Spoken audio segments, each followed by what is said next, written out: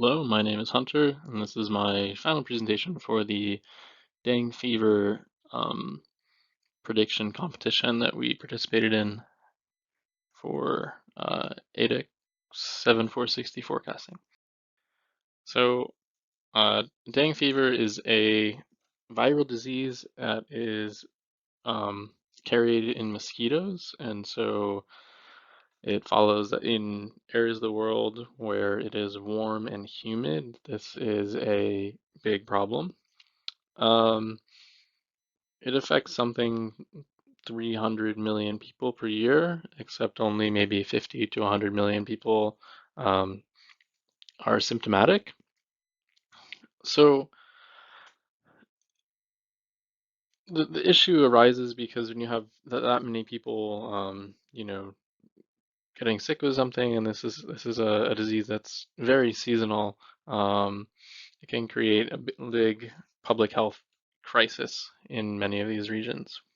So it can be helpful to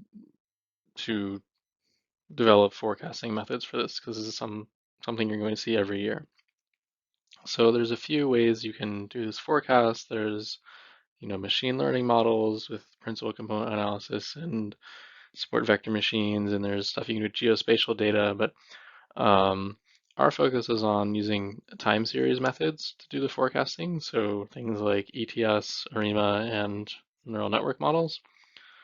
Um, so time series models try to focus on the assumption that past patterns are going to influence future patterns or future data. And you can reflect that in your models by doing things like adding weights and looking at like lagged terms and things like that. Um, I use the ARIMA model for my forecasts. I made sure to apply the box cost transform to make sure data was normalized before feeding into the model. A little bit more about the methods. There was not that much missing data.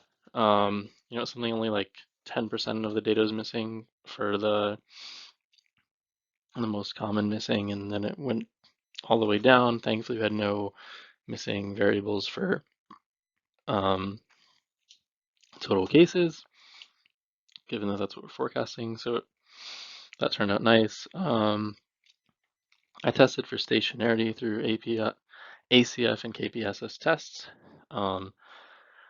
It looked to me like the data was stationary, um, but I ended up doing a little bit of differencing anyway and found that data was clearly heavily seasonal. And when you read some of the more developed research, you'll find that that's well known that it's seasonal, and so they start to look at things like um, weather patterns. I made sure that that was reflected in my ARIMA model. So I did some feature selection here, looking at precipitation, humidity, and saturation. Those are all things that are going to be like proxies for the weather and the month, because that's the climate's going to influence how many mosquitoes are. So these are my residual plots for my two forecasts for these two cities, San Juan and Iquitos. Forgive me if I pronounced that wrong. Um, so residuals look fine to me. Um, I think residuals are supposed to look like white noise, and that does to me. Other things that stand out here is you kind of want your residuals to be normally distributed, and mine are close. Mine are relatively normally distributed, and they display positive kurtosis, which, from what I've read, that's normal. If you have data that has like a lot of variance in it, you'll find things like that. Um, that looks fine to me. And then talk a little bit about the MAE because that was the metric that was measured in this competition. So all three models performed relatively well.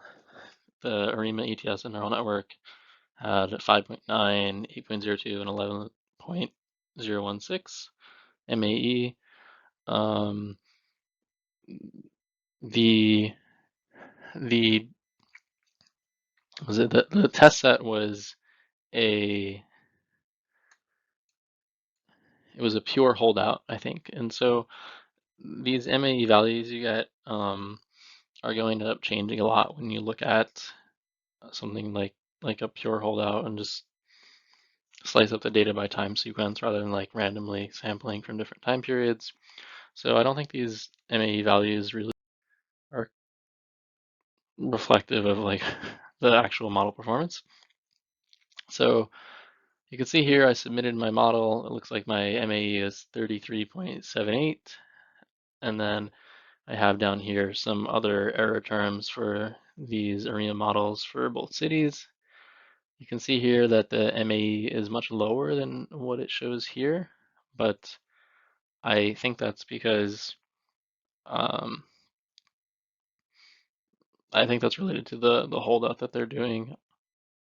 So in summary, dengue fever forecasting can be done in many different methods: time series, machine learning, epidemiological models, and accuracy of the forecast can vary. There's huge public health implications for getting this right, and so it's nice that there's a large community working on this, which makes for some good research that you can find. And I included some of these in the paper I wrote. This one down here was particularly interesting. Um, this forecasting dengue fever incidence using ARIA models. They got some really good data from Indian public health officials and were able to uh, mostly accurately forecast dengue fever in India. And then there was this one here, which is well known, and this predictive dengue outbreaks based on disease surveillance. They were able to get a couple weeks lead time, and that was considered successful. So the public health officials could prepare the population. Thanks.